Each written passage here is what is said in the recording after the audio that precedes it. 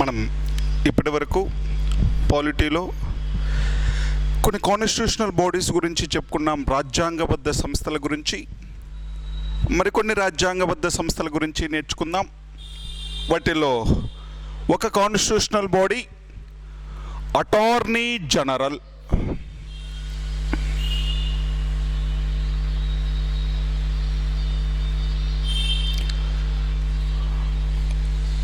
Attorney general అనేటువంటి వ్యక్తి ఎవరు, ఆయన యొక్క ఫంక్షన్స్ ఏంటి, ఆయన్ని ఎవరు అపాయింట్ చేస్తారు, ఆయన్ని ఎవరు టర్మినేట్ చేస్తారు, అసలు అటార్నీ జనరల్ అనేటువంటి ఈ పదవి, ఈ పోస్టు ఎప్పటి నుంచి వచ్చింది అనేటువంటి దానికి సంబంధించి, ఈ అటార్నీ జనరల్ అనేటువంటి పదవికి సంబంధించిన ఫంక్షన్స్ ఏంటి, డ్యూటీస్ ఏంటి అనేటువంటి దాని గురించి నేర్చుకుందాం. ఫస్ట్ అసలు అటార్నీ జనరల్ అనేటువంటి వ్యక్తి గురించి భారత రాజ్యాంగంలోని 76 అనేటువంటి ఆర్టికల్ చెప్తుంది. రాజ్యాంగంలోని 76th ఆర్టికల్ ఎవరి గురించి చెప్పిద్ది అంటే అటార్నీ జనరల్ గురించి చెప్పిద్ది. అసలు ఒకసారి మనం పాలిటీలో మొత్తము ఆర్టికల్స్ అనేటువంటివి చూసుకుంటే మొత్తం 25 భాగాలు ఉన్నాయి, 395 ఆర్టికల్స్ ఉన్నాయి అని చెప్పుకుంటూ ఉంటాం. ఈ 25 భాగాల్లో లార్జెస్ట్ పార్ట్ 5వ భాగం అనేటువంటిది, 5th పార్ట్ అనేటువంటిది,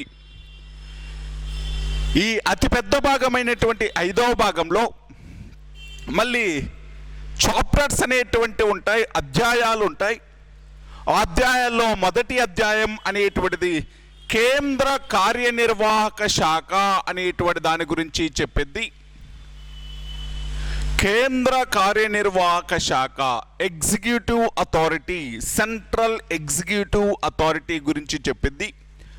కేంద్ర కార్యనిర్వాహక శాఖ గురించి చెప్పేటువంటి ఆర్టికల్స్ ఏమున్నాయి అంటే, కేంద్ర కార్యనిర్వాహక శాఖ గురించి 52 నుంచి 151 వరకు ఉండేటువంటి ఆర్టికల్స్, అంటే కేంద్ర కార్యనిర్వాహక శాఖ గురించి 52 నుంచి 78 వరకు ఉండేటువంటి ఆర్టికల్స్ అనేటువంటివి కేంద్ర కార్యనిర్వాహక శాఖ గురించి చెప్తున్నాయి.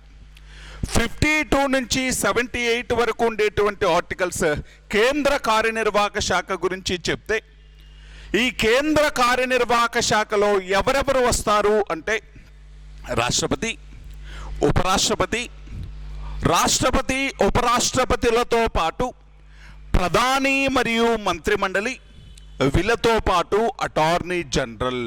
అంటే రాష్ట్రపతి గురించి, ఉపరాష్ట్రపతి గురించి, కేంద్ర మంత్రిమండలి గురించి, ప్రధాని గురించి, అదేవిధంగా అటార్నీ జనరల్ గురించి చెప్పేటువంటి భాగం ఎన్నోది అంటే 5వ భాగం.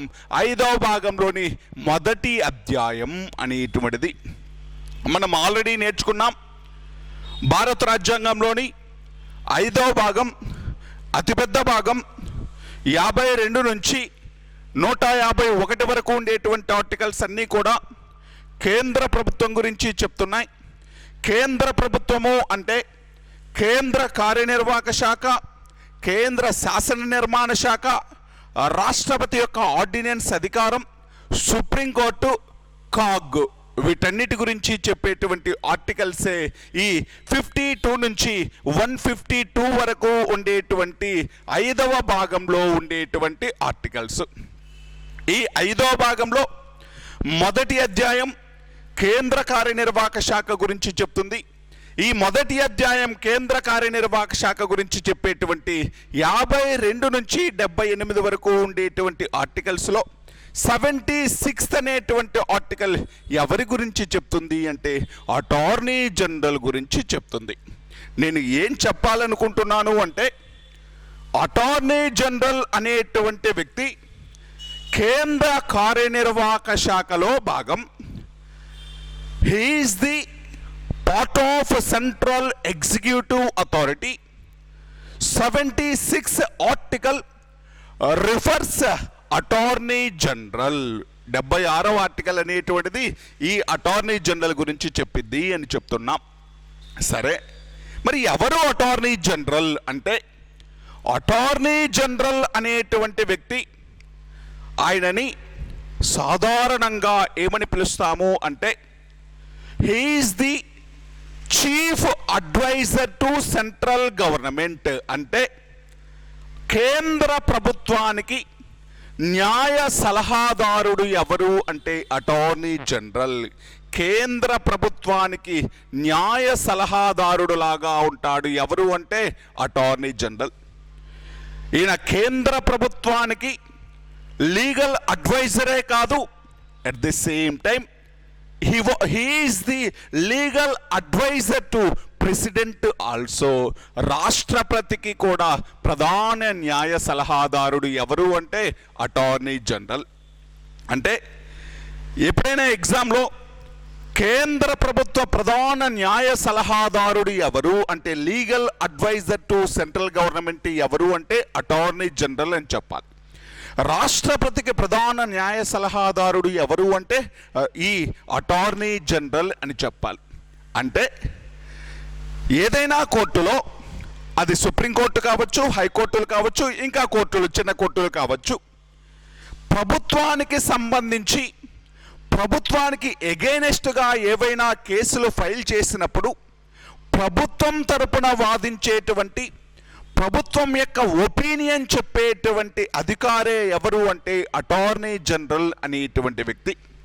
అంటే ప్రభుత్వం తరపున వాదిస్తాడు, ప్రభుత్వం తరపున కోర్టుల్లో వాదించేటువంటి వ్యక్తి ఎవరు అంటే అటార్నీ జనరల్ అనేటువంటి వ్యక్తి. ఈ అటార్నీ జనరల్ ఒక సుప్రీంకోర్టులోనే కాదు, ఏ కోర్టులకు అంటే ఏ కోర్టుకైనా హాజరయ్యి, సుప్రీంకోర్టు కావచ్చు, హైకోర్టు కావచ్చు, రిమైనింగ్ కోర్టులు కావచ్చు, ఏ కోర్టుకైనా హాజరయ్యి ప్రభుత్వం తరపున వాదించేటువంటి అవకాశం, అధికారం ఉంటుంది ఎవరికి అంటే అటార్నీ జనరల్ అనేటువంటి వ్యక్తికి. సరే, ఈయన గురించి ఏం చెప్పాను అంటే కేంద్రానికి ప్రధాన న్యాయ సలహాదారుడు, రాష్ట్రపతికి ప్రధాన న్యాయ సలహాదారుడు, ఏ కోర్టుకైనా హాజరయ్యి ప్రభుత్వం తరపున వాదించేటువంటి వ్యక్తి, ప్రభుత్వం యొక్క ఒపీనియన్ చెప్పేటువంటి వ్యక్తి ఎవరు అంటే అటార్నీ జనరల్ అని చెప్తున్నాం. మరి ఈ అటార్నీ జనరల్ అనేటువంటి వ్యక్తి ఆర్టికల్ 76 అనేటువంటిది చెప్తుంది. మరి ఆర్టికల్ 76 ప్రకారం the appointing authority of attorney general is president. అంటే అటార్నీ జనరల్ని ఎవరు నియమిస్తారు? రాష్ట్రపతి నియమిస్తాడు. అటార్నీ జనరల్ని ఎవరు నియమిస్తారు అంటే రాష్ట్రపతి నియమిస్తారు. ఇక్కడ జాగ్రత్తగా, కేర్ఫుల్గా అబ్జర్వ్ చేయాలి. చిన్న పాయింట్లు, ఈజీ పాయింట్లు ఒక 5-6 మాత్రమే ఉంటాయి, కానీ కంపల్సరిగా ఎగ్జామ్లో ఒక క్వశ్చన్ రావడానికి అవకాశం ఉంటుంది కాబట్టి కేర్ఫుల్గా వినాలి. ఎవరు నియమిస్తున్నారు? రాష్ట్రపతి నియమిస్తున్నారు. కాకపోతే రాష్ట్రపతి స్వయంగా అపాయింట్ చేస్తున్నాడా? రాష్ట్రపతి ఎప్పుడూ కూడా స్వయంగా ఆయన బాధ్యతలు నిర్వహించడు. మరి ఎలా నిర్వహిస్తాడు?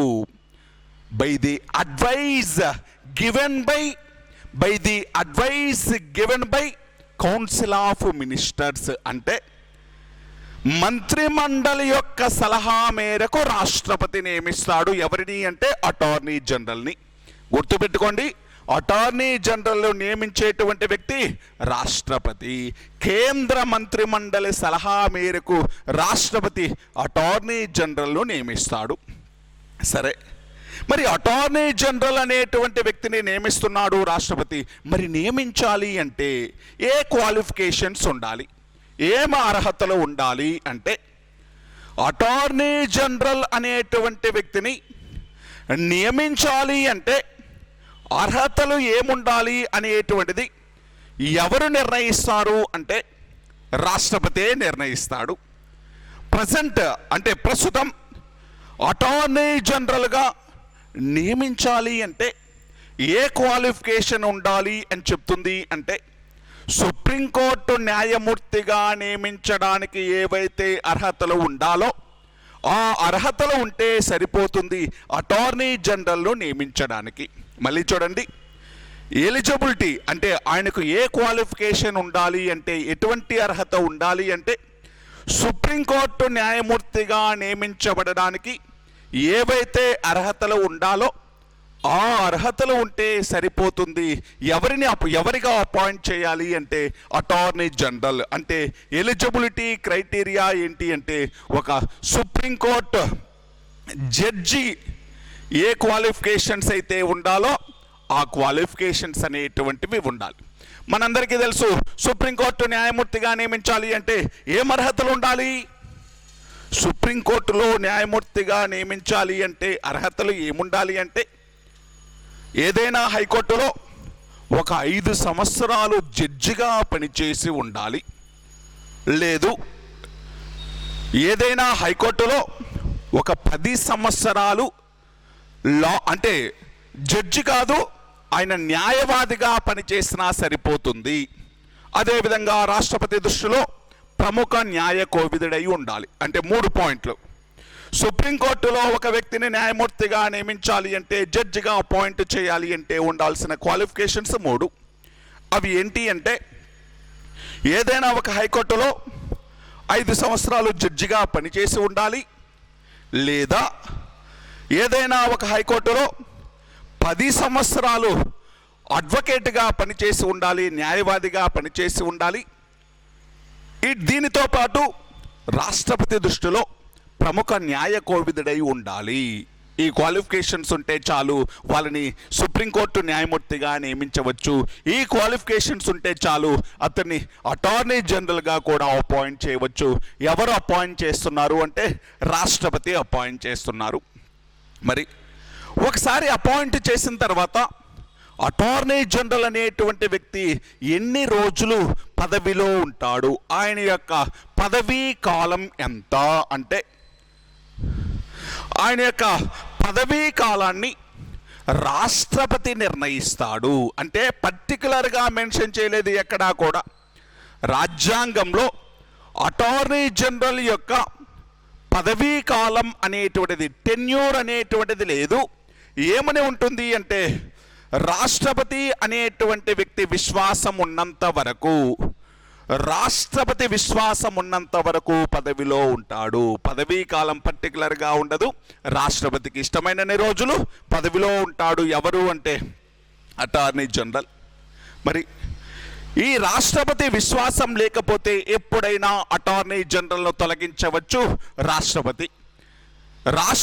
అటార్నీ జనరల్ను తొలగించడానికి పెద్దగా కసరత్తులేమీ చేయాల్సిన అవసరంలా, పార్లమెంటులో బిల్లులేమీ పెట్టాల్సిన అవసరంలా, సుప్రీంకోర్టు విచారణ చేయాల్సిన అవసరం లేదు. By the order of president, అంటే రాష్ట్రపతి యొక్క ఆర్డర్ తోటి ఈ అటార్నీ జనరల్ను ఎప్పుడైనా తొలగించవచ్చు. అంటే అపాయింట్ చేసేది రాష్ట్రపతి, టర్మినేట్ చేసేటువంటిది కూడా రాష్ట్రపతి. అదేవిధంగా అటార్నీ జనరల్ ఎప్పుడైనా తన యొక్క రిజిగ్నేషన్ లెటర్ని రాష్ట్రపతికి ఇచ్చి అంటే రాజీనామా కూడా చేయవచ్చు. ఎప్పుడైనా కూడా పదవి మధ్యలో రాజీనామా చేయవచ్చు అటార్నీ జనరల్. మరి ఈ అటార్నీ జనరల్ అనేటువంటి వ్యక్తి యొక్క సాలరీ ఎంత ఉండిద్ది, ఆయన జీతభత్యాలు ఎంత ఉంటాయి, ఆయన యొక్క అలవెన్స్లు ఏముంటాయి అంటే ఒక సుప్రీంకోర్టు జడ్జికి ఏవైతే శాలరీ ఉంటుందో, ఏవైతే అలవెన్స్లు అయితే ఉంటాయో అవన్నీ కూడా ఉంటాయి. అంటే సుప్రీంకోర్టు న్యాయమూర్తి జీతభత్యాలను పొందుతాడు. ఎవరు అంటే అటార్నీ జనరల్. అంటే ప్రజెంట్ సుప్రీంకోర్టు జడ్జి యొక్క శాలరీ ఎంత అంటే 2,50,000 రూపాయలు. సుప్రీంకోర్టు జడ్జి యొక్క శాలరీ ఎంత అంటే 2,50,000 రూపాయలు. మరి సుప్రీంకోర్టు న్యాయమూర్తి ఎంతైతే శాలరీ పొందుతున్నాడో అంత శాలరీ అనేటువంటిది పొందడం జరుగుతుంది అటార్నీ జనరల్.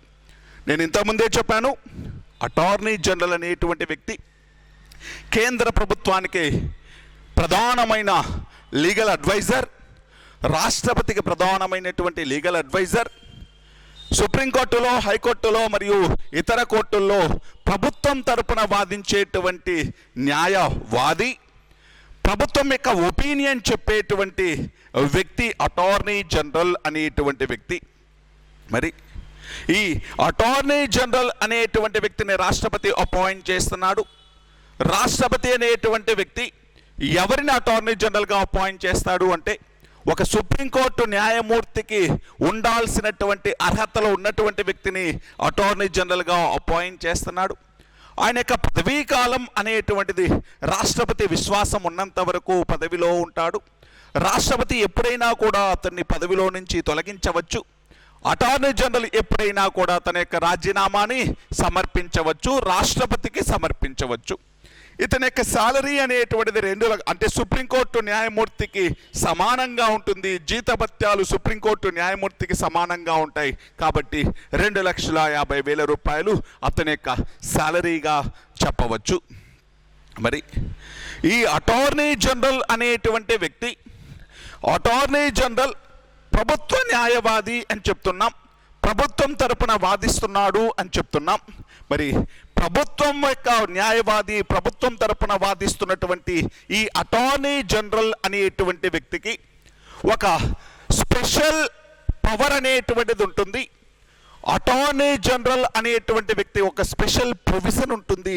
అది ఏ ప్రొవిజన్ అంటే ఆర్టికల్ 88 అనేటువంటిది ఏం చెప్తుంది అంటే, ఆర్టికల్ 88 అనేటువంటిది ఏం చెప్పింది అంటే, అటార్నీ జనరల్ అనేటువంటి వ్యక్తి పార్లమెంటు మెంబర్ కాకపోయినప్పటికీ, పార్లమెంటులోని ఏ సభలో సభ్యుడు కాకపోయినప్పటికీ, అంటే లోక్సభలో మరియు రాజ్యసభలో ఏ సభలో సభ్యుడు కాకపోయినప్పటికీ, అంటే లోక్సభ రాజ్యసభలో సభ్యుడు కాకపోయినప్పటికీ పార్లమెంటు సమావేశాలలో పాల్గొనవచ్చు. పార్లమెంటు సమావేశాలలో పాల్గొనడంతో పాటు పార్లమెంటులో ప్రసంగించవచ్చు.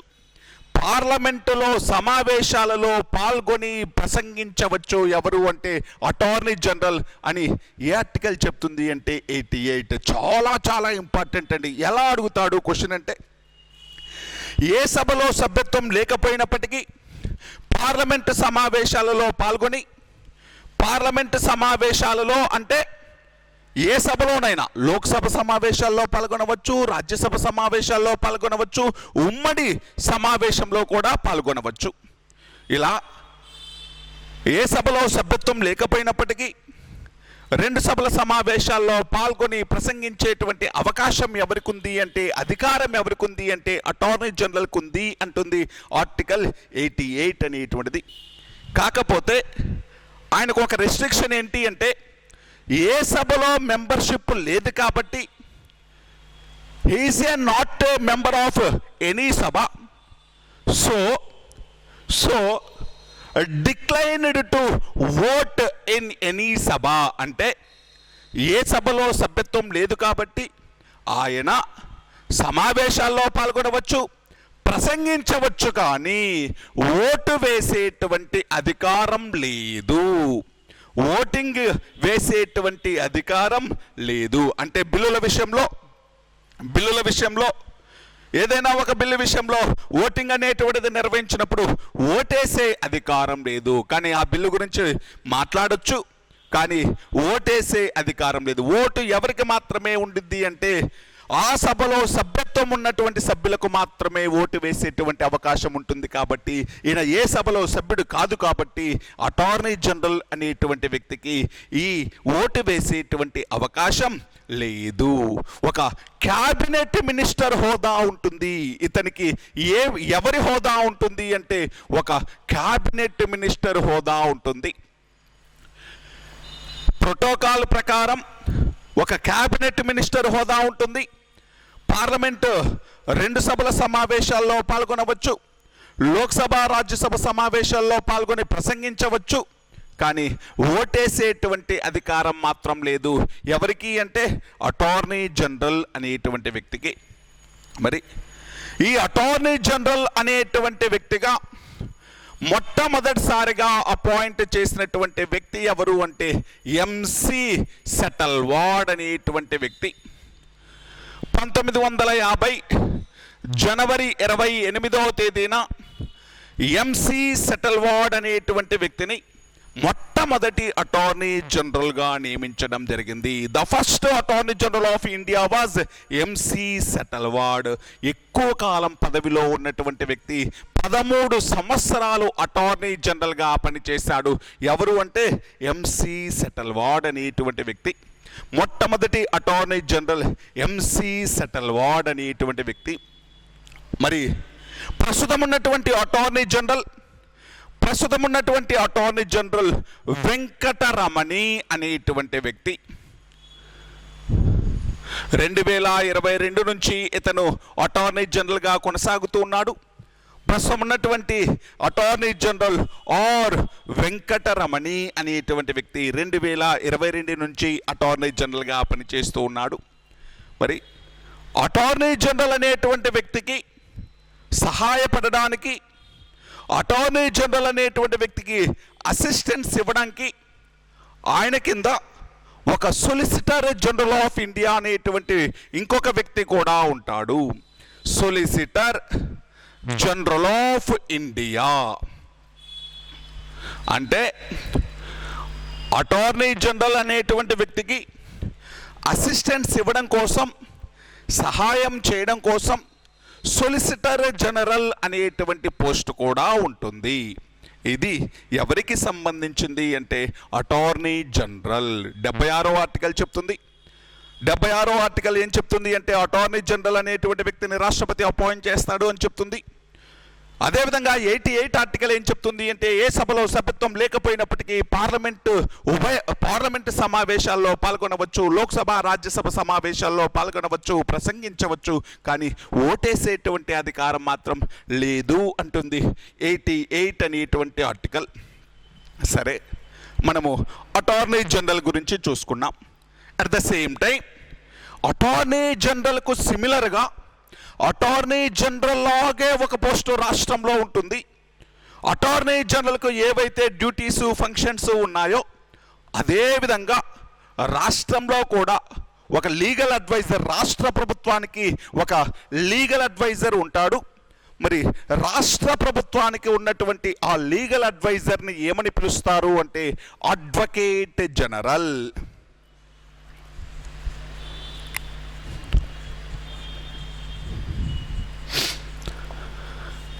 రాష్ట్ర ప్రభుత్వానికి లీగల్ అడ్వైజర్ని ఏమని పిలుస్తారు అంటే అడ్వకేట్ జనరల్. ఈయన గురించి చెప్పేటువంటి ఆర్టికల్ 165 అనేటువంటి ఆర్టికల్ అడ్వకేట్ జనరల్ గురించి చెప్తుంది. ఈయన ఎవరు అంటే రాష్ట్ర ప్రభుత్వ ప్రధాన న్యాయ సలహాదారుడు. రాష్ట్ర ప్రభుత్వం తరపున వాదించేటువంటి వ్యక్తి, రాష్ట్ర ప్రభుత్వం తరపున తన యొక్క ఒపీనియన్ చెప్పేటువంటి వ్యక్తి, రాష్ట్ర ప్రభుత్వానికి లీగల్ అడ్వైజర్ లాగా పనిచేసేటువంటి వ్యక్తి ఎవరు అంటే అడ్వకేట్ జనరల్ అనేటువంటి వ్యక్తి. మరి ఈ అడ్వకేట్ జనరల్ అనేటువంటి వ్యక్తి గురించి 165 అనేటువంటి ఆర్టికల్ చెప్తుంది.